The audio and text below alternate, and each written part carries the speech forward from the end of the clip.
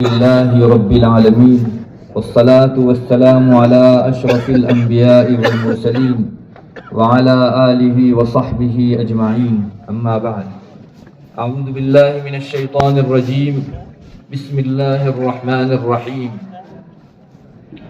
يريدون ليطفئوا نور الله بأفواههم والله متم نوره ولو كره الكافرون هو الذي أرسل رسوله بالهدى ودين الحق ليظهره على الدين كله ولو كره المشركون وقال تعالى هم الذين يقولون لا تنفقوا على من عند رسول الله حتى ينفضوا ولله خزائن السماوات والأرض ولكن المنافقين لا يفقهون وعن عمر بن الخطاب رضي الله تعالى عنه قال قال رسول الله صلى الله عليه وسلم إن الله يرفع بهذا الكتاب أقواما ويضع به آخرين أو كما قال عليه الصلاة والسلام. قابل عزت و تکریم حضرت صدر محترم، علماء کرام، فضلاء اعظام، طلبہ عزیز اور میرے دینی بھائیوں، دوستوں، بزرگوں، مدارس اسلامیہ کا جو سالانہ اجلاس ہوتا ہے اس کے پیچھے کئی مقاصد ہوتے ہیں. ایک بڑا مقصد یہ بھی ہوتا ہے کہ عوام کو ان کے روحانی مرکز سے جڑنے کی یاد دہانی کی جائے. دنیا میں مختلف شعبے اور ڈپارٹمنٹ ہیں. ہر شعبہ اپنے میدان کے اندر ہدایات جاری کرتے رہتا ہے.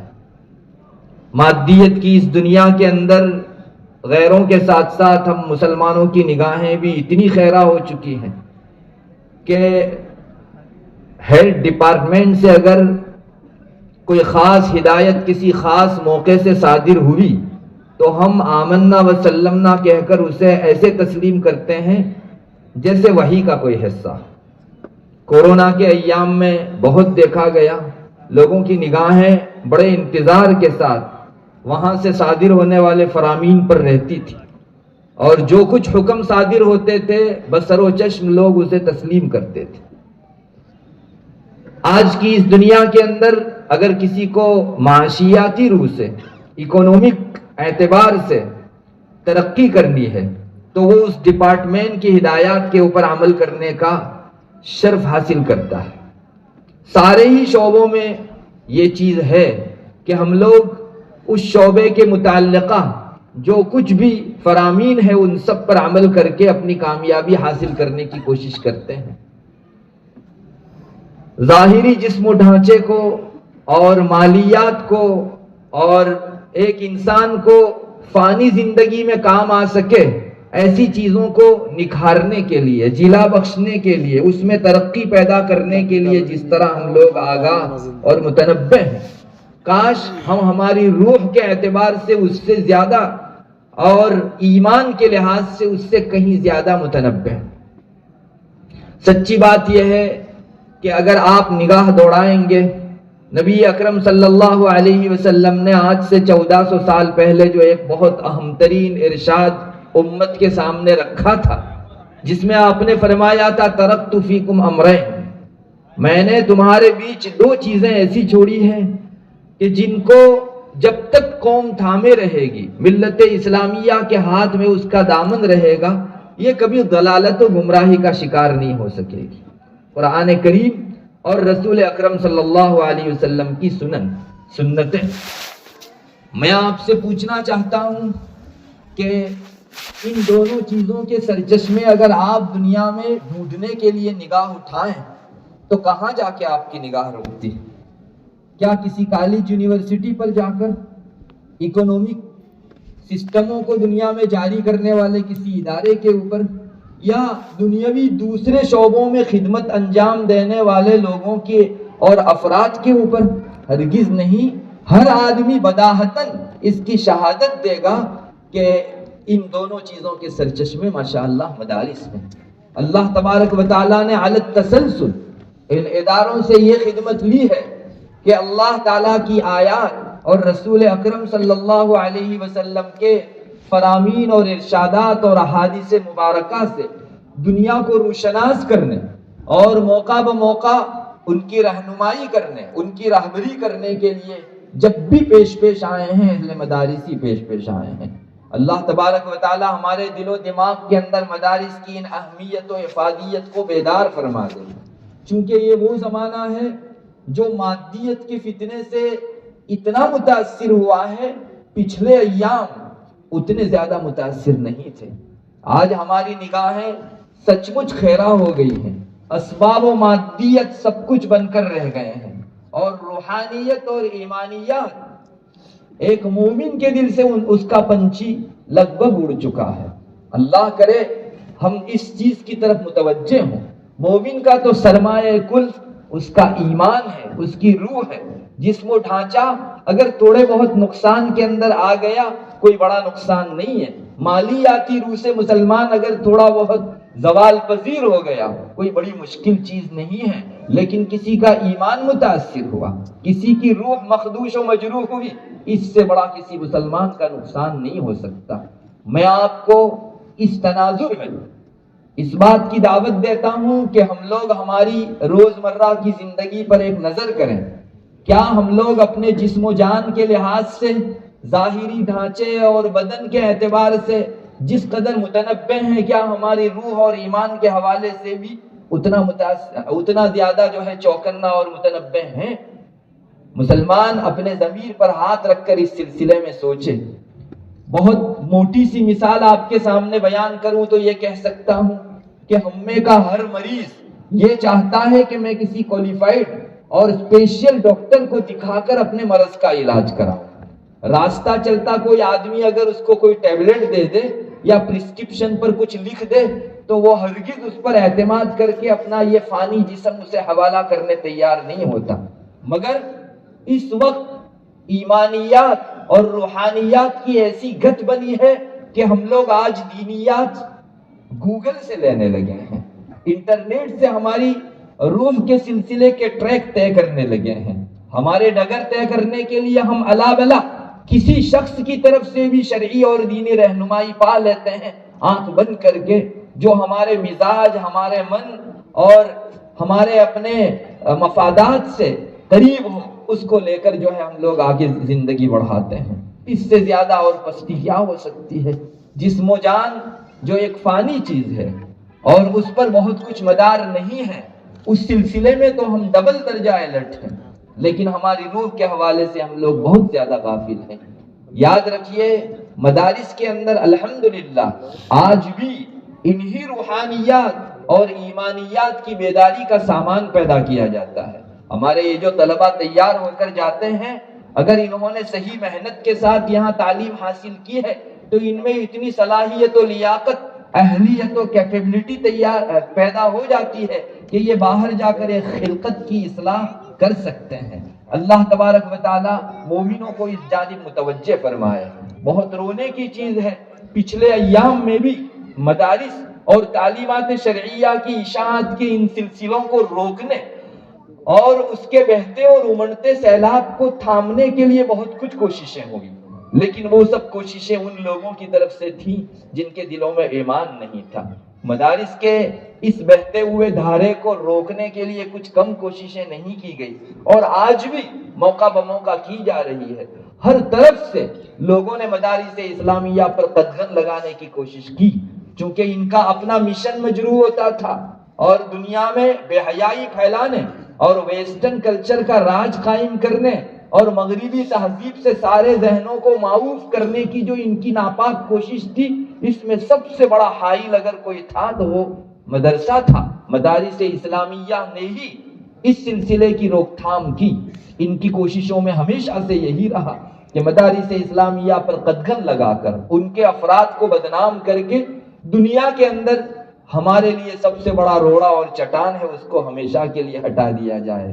مگر اللہ تعالیٰ نے جس کی ترقی کا فیصلہ فرما رکھا ہو، اللہ تعالیٰ نے جس کے پنپنے، پھلنے اور پھولنے کے متعلق تقدیر بنا رکھی ہے، اسے بھلا کون مٹا اور ہٹا سکتا ہے؟ اللہ کے فضل و کرم سے آج بھی مدارس اسلامیہ اپنے میدان کے اندر بحمد اللہ قابل اطمینان خدمات انجام دے رہے ہیں، اور ایک بڑی خلقت یہاں آ کر اپنی علمی تشنگی بجھاتی ہے اور اپنے اپنے میدان میں جا کر بہت سارے لوگوں کے ایمان کی حفاظت کا سامان کرتی ہے۔ یقین جانیے اس وقت امت میں جو کفر و شرک، الحاد و منافقت کا ایک بہت امڑتا سیلاب سامنے چلا آ رہا ہے، ان کے لیے اگر سد باب کا سب سے بڑا ذریعہ کوئی چیز بن رہی ہے، مدارس اسلامیہ کی یہ تعلیمات ہے۔ اور کیوں نہ ہوتی، اللہ تعالیٰ نے نصوص اتارے ہی اس لیے ہیں کہ فتنوں سے ان کے ذریعے سے بچاؤ کیا جائے۔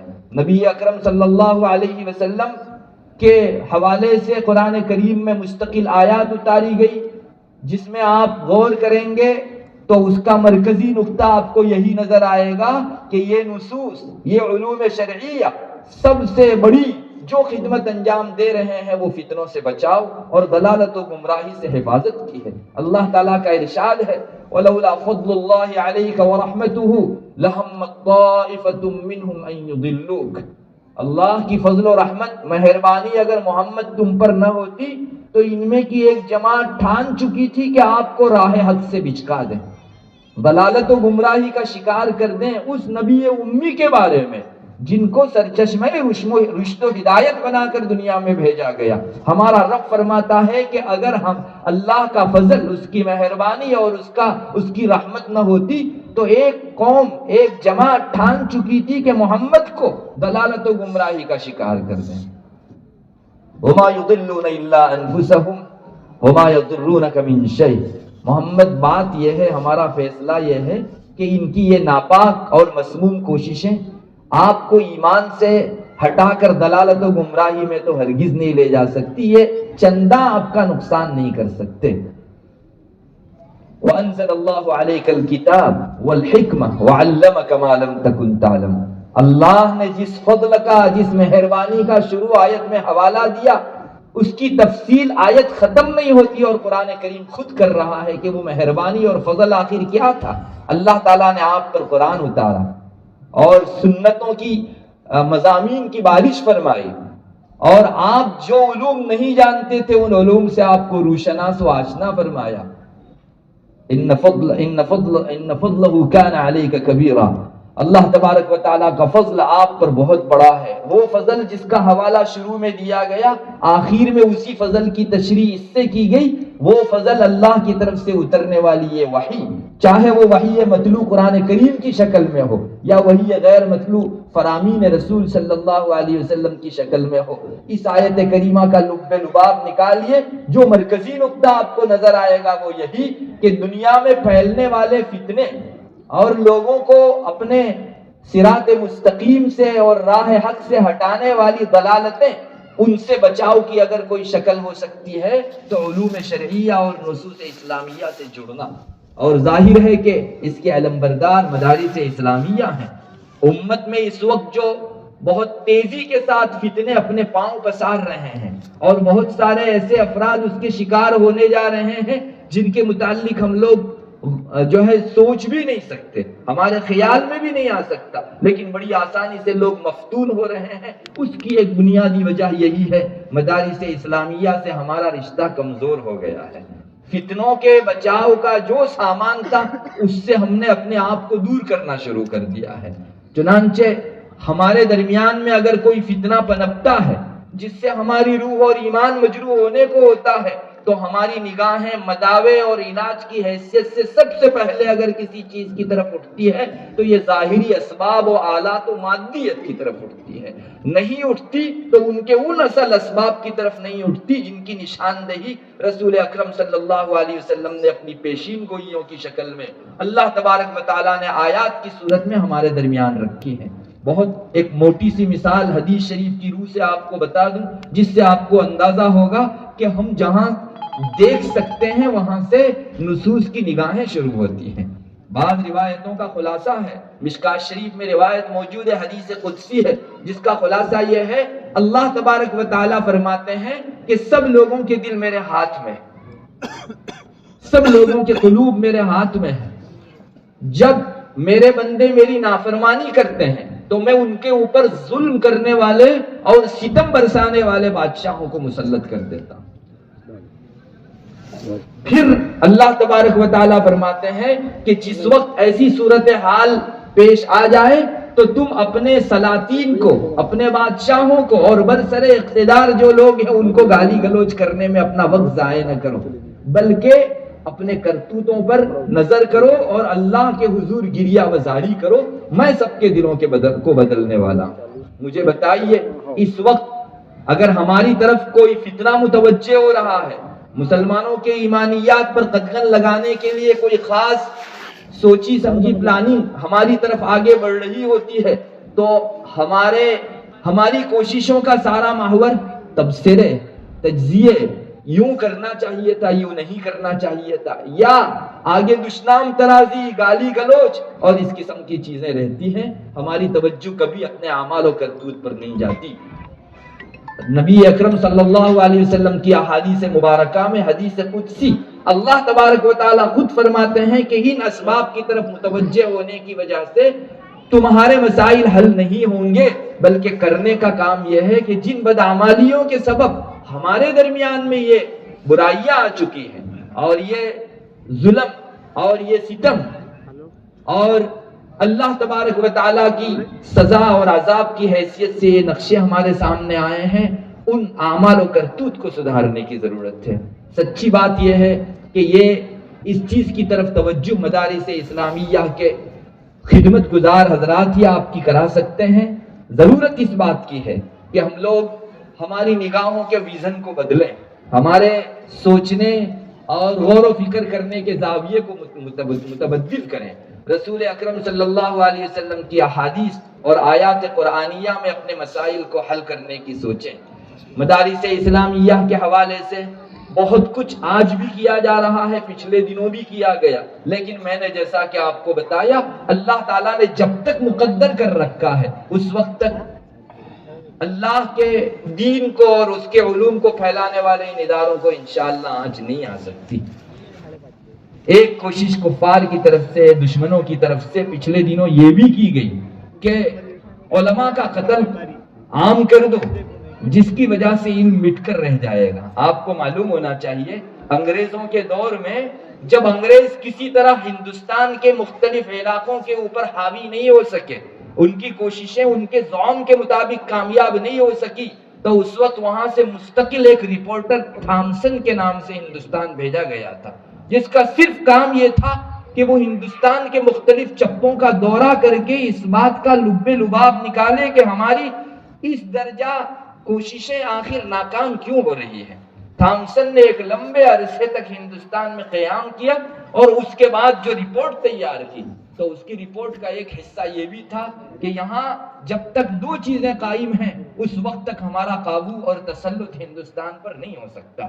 اس نے دو چیزوں میں سے سب سے پہلی چیز قرآن کریم جب تک مومنوں کے درمیان میں قائم ہے اس وقت تک مومنوں پر قابو نہیں پایا جا سکتا، اور علماء اسلام جب تک ہیں تب تک ہم مسلمانوں پر قابو نہیں پا سکتے۔ تاریخ شاہد ہے، اوراق جو ہے اس کے آج بھی گواہ ہیں کہ اس کے بعد انگریزوں کی جانب سے مستقل انہی دونوں چیزوں کو تخت مشق بنایا گیا، چنانچہ قرآن کریم کے سینکڑوں نسخے جلائے گئے، اور اس امید کے اوپر کہ قرآن کریم جلانے کی وجہ سے لوگوں کے بیچ سے مٹ جائے گا اور ہمارا اپنا گھوڑا بڑی تیزی سے آگے دوڑ سکے گا۔ علماء اسلام کو بہت بڑی مقدار و تعداد کے اندر سولی دی گئی۔ دہلی کے اندر ہر درخت کے اوپر لگ بھگ علماء کی نعشیں لٹکی ہوئی تھی، وہ اسی پس منظر کے اندر ہوا۔ لیکن میں آپ سے پوچھنا چاہتا ہوں علماء کے قتل عام سے یا قرآن کریم کو جلانے کی وجہ سے کیا مدارس اسلامیہ کی افادیت ختم ہو گئی یا کم ہوئی؟ بلکہ آپ پچھلے دنوں کے حوالے سے دیکھیے الحمدللہ اللہ تبارک و تعالیٰ لوگوں کی توجہ مدارس اسلامیہ کی طرف زیادہ کر رہا ہے۔ پچھلے سالوں میں اتنے مدارس اسلامیہ نہیں تھے جتنے آئے دن روز افزوں ہو رہے ہیں۔ یہ اللہ تبارک و تعالیٰ کا کرم ہے، اس کا احسان ہے۔ اور ایک فتنہ یہ بھی اٹھایا گیا تھا کہ ان کو جہاں سے پیسے مل رہے ہیں، ان کی معاشیات کا جن پر مدار ہے وہاں روک تھام لگا دی جاوے تو مدارس اسلامیہ خود بند ہو جائیں گے۔ مختلف دور میں اس کی الگ الگ شکلوں میں کوششیں ہوتی رہیں، لیکن قرآن کریم اس کو بھی کہتا ہے کہ تمہارا ویژن ہی غلط ہے، ان پیسوں کے اوپر مدارس نہیں چل رہے ہیں۔ اور معاشیات کا نظام اس رب کے ہاتھ میں ہے جو آپ کو بھی کھلاتا ہے. میں نے قرآن کریم کی جو آیت کریمہ پیش کی مدارس اسلامیہ کے لیے، اس میں بہت بڑی دھارس ہے کہ اگر ایک طرف سے مدارس کے معاشیاتی نظام کی تکمیل کرنے والے ان اسباب پر اگر روک تھام لگا بھی دی گئی تو اس رب ذوالجلال کے خزانے دوسری طرف سے مدارس اسلامیہ کے لیے کھول دیے جائیں گے. آپ کو معلوم ہونا چاہیے منافقین کے بیچ ایک مرتبہ مشورہ ہوا تھا. انہوں نے حضرت نبی کریم صلی اللہ علیہ وسلم کے اس مشن کو روکنے اور ختم کرنے کے لیے ایڑی چوٹی کا زور لگا دیا.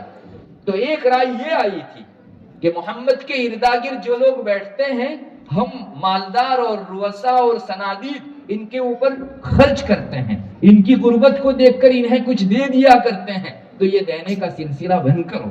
یہ پیسے اور روپیے بند ہوں گے تو محمد سے از خود یہ لوگ چھٹ جائیں گے. اللہ تبارک و تعالیٰ نے ان کے اس خیال خام کی قلعی کھول دی. باری تعالیٰ فرماتے ہیں هم الذین یقولون لا تنفقوا علی من عند رسول اللہ حتی ينفضوا.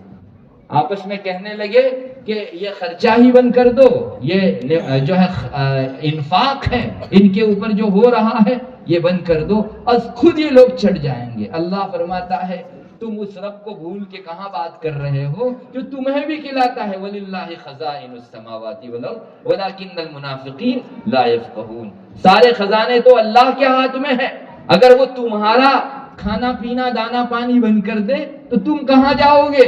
ان کی ضمانت تو اس رب ذوالجلال نے لے رکھی ہے جس کے ہاتھ میں خزائن السماوات والارض ہے.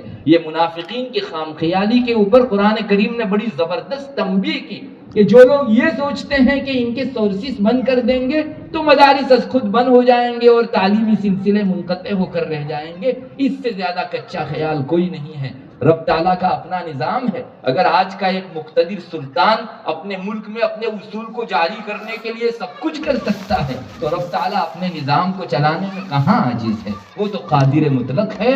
اور تم سب کی نگاہیں اور غور و فکر کی کے میدان جہاں ختم ہوتے ہیں وہاں سے اس کے فیصلوں کی شروعات ہوتی ہے. اللہ کرے مدارس اسلامیہ کی اہمیت کو ہم لوگ سمجھے. ایک بہت بڑا فتنہ اس وقت مدارس اسلامیہ کی اس حیت قضائی کے ساتھ دی جانے والی تعلیم کے خلاف یہ بھی چل پڑا ہے کہ کسی استاد کے سامنے دانوِ تلمس طے کر کے کتابوں کے حوالے سے دین و شریعت پڑھنے کی کیا ضرورت ہے؟ آئیے گوگل پر جائیے، وہاں فلاں سائٹ پر جائیے، مستقل جو ہے وہاں تقریریں ہیں لوگوں کی، سنیے اور اسٹڈی کے ذریعے سے دین حاصل کیجیے. یہ ایک بہت بڑا فتنہ ہے. پچھلے روڑوں کی طرح، رکاوٹوں کے اسباب کی طرح یہ بھی ایک مدارس اسلامیہ کے نظام کو مختل کرنے کے لیے چلایا گیا ایک جو ہے پلان ہے. انشاءاللہ یہ بھی منہ کی کھائے گا، اس کے دانت بھی ایک دن کھٹے ہوں گے. لیکن ایک بات ضرور ہے کہ فتنہ جب اٹھتا ہے تو بہت سارے لوگوں کو اپنا بنا کر ڈوبتا ہے. پھر اس لیے بہت ضرورت ہے اس بات کی کہ اس کے مفتونین میں سے کہیں ہمارا نام نہ آ جائے. اس وقت بڑی زور و شور سے کوشش چل رہی ہے.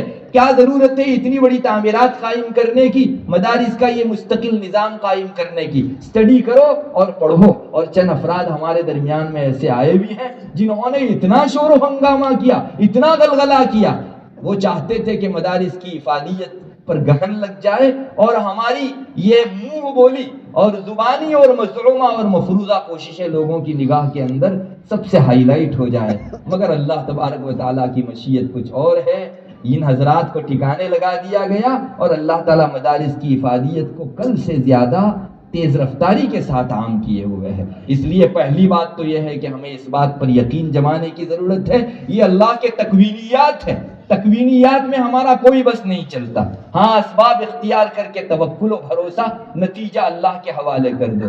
باقی یہ لوگوں کی زبان کے اوپر آنے والے نعرے کہ مدارس ملیا میٹ ہو جائیں گے، یہ ان حضرات کا وہ خیال خام ہے جس میں ہر قدم پر انہوں نے ٹھوکریں کھائی ہے. بس ضرورت ہے کہ ہم اپنے فرائض انجام دیں. مدارس کے اندر ان کے جو وظائف و فرائض ہیں اس پر بے تمامی ہی دھیان دیا جائے. ہمارے بچوں میں ایسی صلاحیت پیدا کی جائے کہ وہ قوموں کی اصلاح کر سکیں اور مناکیر و مناہی کے اوپر انہیں بولنے کا سلیقہ ہو.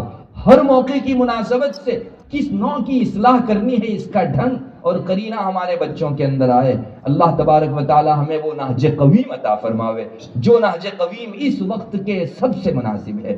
سچی بات یہ ہے کہ یہ چیز بلا توفیق اور اللہ تعالیٰ کی عنایت کے نہیں ملا کرتی۔ پچھلے دنوں میں جب بھی کسی نے پایا ہے اللہ کی طرف متوجہ ہو کر پایا ہے۔ اہل مدارس کو سر جوڑ کر بیٹھنے کی ضرورت ہے اور اس سلسلے میں اپنے رب کی طرف گریہ وزاری کرتے ہوئے اس وقت کا سب سے اہم ترین وہ فریضہ جو ہمارے رب کی مشیت کے عین مطابق، ہماری رب کی چاہت کے عین مطابق اور ہمارے رب کے فیصلوں کے عین مطابق ہو، اللہ ہمیں الہام فرمائے۔ کیا مشکل ہے، کل بھی اللہ نے ہی دستگیری فرمائی تھی اس جماعت کی اور آج بھی وہی دستگیری کرے گا، آئندہ بھی رہتی دنیا تک جب تک اللہ نے اس نظام کو قائم رکھنے کا فیصلہ فرمایا ہے دستگیری اسی رب کی جانب سے ہوگی۔ کتنی عجیب بات ہے کہ ہم لوگوں کو تعلیم دیتے ہیں کہ اپنے ہر مسئلے کا علاج اللہ سے کہنے میں ڈھونڈو، اور ہم لوگ اگر اس طرف متوجہ نہیں ہوتے اور ظاہری اسباب ہی میں ہماری ساری کوششیں منحصر ہو کر رہ جاتی ہے تو ہمارے قول و فعل میں کافی بین تفاوت ہے۔ اللہ کرے ہم لوگ اس سلسلے میں سوچنے والے بنے، عوام کے درمیان میں مستقل اس کی افادیت عام کرنے کی ضرورت ہے۔ مقابل کی کوششیں اتنی زیادہ ہیں کہ مدارس کی افادیت کو وقتی طور پر ہی صحیح ایک مرتبہ گہن ضرور لگ گیا ہے۔ بہت سارے مسلمان نوجوانوں کے ذہن مدارس کو امر زائد سمجھنے لگے ہیں اور یہ ان کی مسلسل کوششوں کے نتیجے میں اور ہماری طرف سے افادیت و اہمیت کو عام کرنے کی کوشش نہ ہونے کے سبب ہے۔ آپ دیکھیں گے بہت سارے، مجھے معلوم نہیں آپ کی اس طرف کا کیا حال ہے، ہماری طرف کا حال برا ہوا جا رہا ہے۔ میں آپ کو تھوڑا سا اس لیے کہہ دوں کہ آپ کو شاید میرے یہ کلمات مفید ہوں۔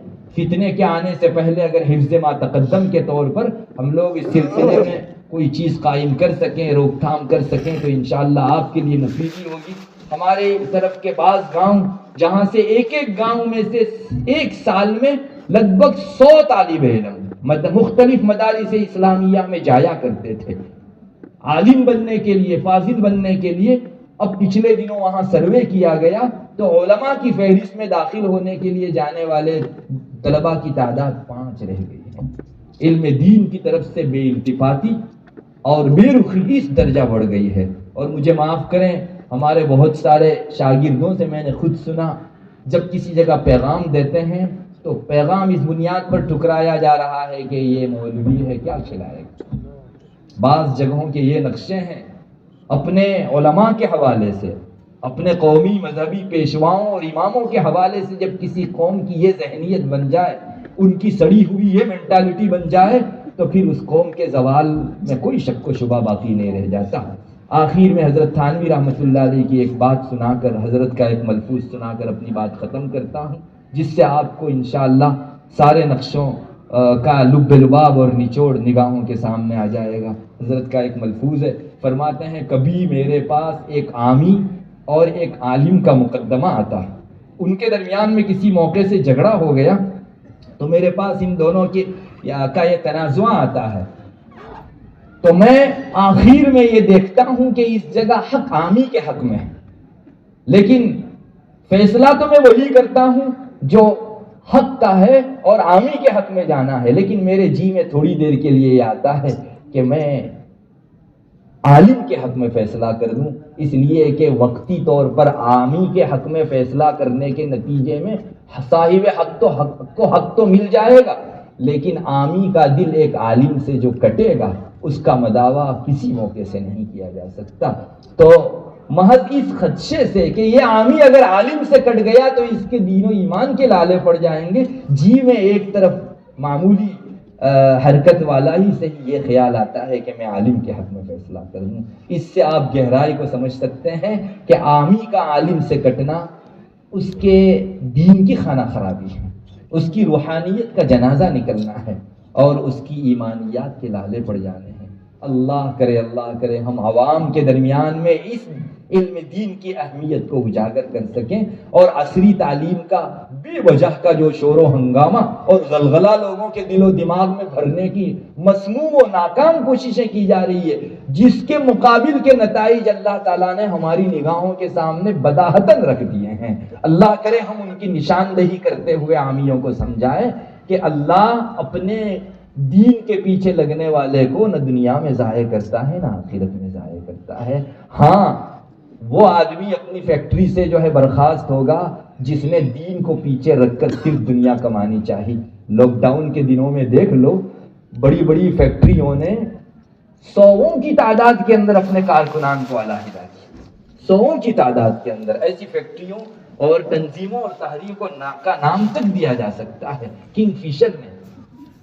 اور ہمارے ہندوستان کی ایک بہت معروف جو ہے کمپنی نے سووں کی تعداد کے اندر اپنے کارکنان کو برخاست کر دیا۔ کیوں؟ رزق کی تنگی تھی، انہیں تنخواہ دینے کا موقع نہیں تھا۔ مدارس اسلامیہ ان دنوں بھی ماشاءاللہ تنخواہ جاری رکھے ہوئے تھے۔ اللہ تبارک و تعالیٰ کا یہ ارشاد ہمارے سامنے بداہتاً کھل کر آ جاتا ہے، وَلِلَّهِ خَزَائِنُ السَّمَاوَاتِ وَالْأَرْضِ وَلَكِنَّ الْمُنَافِقِينَ لَا يَفْقَهُونَ۔ اللہ تبارک و تعالیٰ اس ادارے کو دین رات چونی ترقیات سے نوازے اور ہمارے اس مجلس کو بے پناہ قبولیت سے نوازے۔ وآخر دعوانا الحمدللہ۔